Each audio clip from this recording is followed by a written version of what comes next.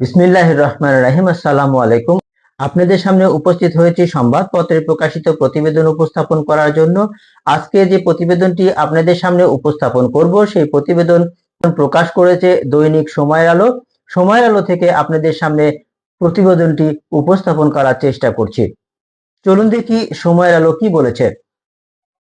দলীয় প্রধানের প্রধানমন্ত্রী হওয়ার সুযোগ চায় বিএনপি, নিজস্ব প্রতিবেদন সময়ের আলো। দলীয় প্রধানের প্রধানমন্ত্রী হওয়ার সুযোগ রাখা উচিত বলে মনে করছে বিএনপি। রোববার 20 জুলাই জাতীয় ঐকমত্য কমিশনের সঙ্গে বৈঠকের পর সাংবাদিকদের বিএনপির এই অবস্থানের কথা জানান দলটির স্থায়ী কমিটির সদস্য সালাউদ্দিন আহমেদ। সালাউদ্দিন আহমেদ বলেন, প্রধানমন্ত্রী দলের প্রধান থাকতে পারবেন বলে যুক্তি তুলে ধরেছে বিএনপি। দলের প্রধান হলে যে প্রধানমন্ত্রী হবেন এমন তো নয়। দলীয় প্রধানের প্রধানমন্ত্রী হওয়ার সুযোগ রাখা উচিত বলে মনে করে বিএনপি। আশা করি পরবর্তী আলোচনায় আমরা একমত হতে পারব। বৈঠকে বিস্তারিত তুলে ধরে তিনি বলেন, ত্রয়োদশ সংশোধনীতে যেভাবে তত্ত্বাবধায়ক সরকারের ব্যবস্থা রাখা হয়েছিল তাতে কিছু পরিবর্তন আনা যায় কিনা তা নিয়ে আজ আলোচনা হয়েছে। তত্ত্বাবধায়ক সরকারের বিষয় ঐকমত্য কমিশনের প্রস্তাব হাতে পেয়েছি, এটা দেখে পর্যালোচনা করে মতামত দেবে বিএনপি।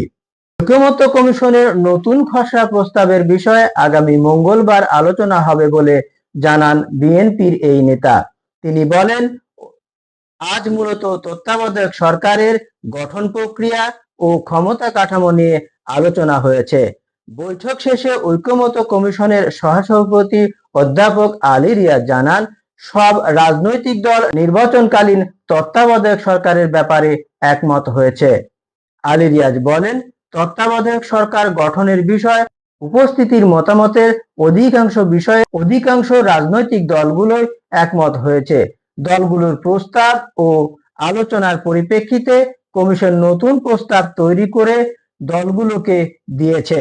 পরবর্তীতে আরো আলোচনার মাধ্যমে ঐকমত্যে পৌঁছানো সম্ভব বলে আশা করছি।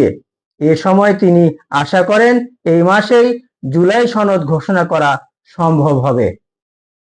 যে বিষয়ে সময় আলো প্রতিবেদন করেছে সেই বিষয়টি আসলে অত্যন্ত গুরুত্বপূর্ণ একটি বিষয়। বর্তমান সময়ে বাংলাদেশের রাজনৈতিক প্রেক্ষাপটে একটি গুরুত্বপূর্ণ বিষয় হচ্ছে তত্ত্বাবধায়ক সরকার। যে তত্ত্বাবধায়ক সরকার যদি রাজনৈতিক নির্বাচনকালীন তত্ত্বাবধায়ক সরকারের কি ক্ষমতা হবে, কিভাবে তত্ত্বাবধায়ক সরকার কাজ করবে, এই কাঠামোগুলো স্পষ্ট এবং নিরপেক্ষ থাকা উচিত, এবং তত্ত্বাবধায়ক সরকার কোনোভাবে কোনো দলের পক্ষে হেলে না পড়ে বা সুষ্ঠু ও নিরপেক্ষ নির্বাচন করতে পারে।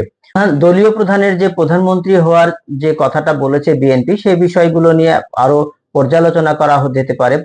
পরীক্ষা নিরীক্ষা করার পরে এতে দলীয় প্রধান যদি প্রধানমন্ত্রী হয় সেটার কারণে কি ধরনের সমস্যা সৃষ্টি হতে পারে সেই বিষয়গুলো নিয়ে খোলামেলা আলোচনা করে একটি মতকে পৌঁছাতে পারবে বলে আমরা আশা ব্যক্ত করছি।